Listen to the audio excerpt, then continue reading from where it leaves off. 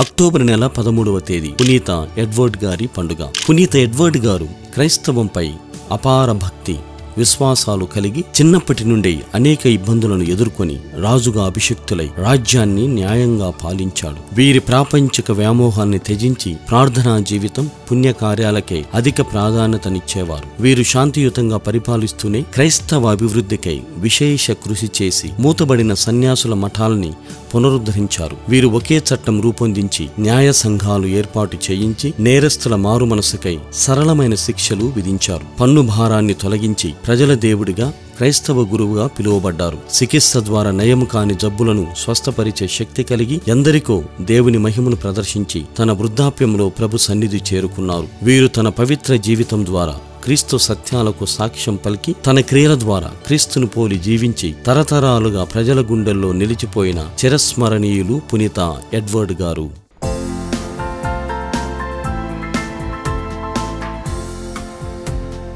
పునీత ఎడ్వర్డ్ గారు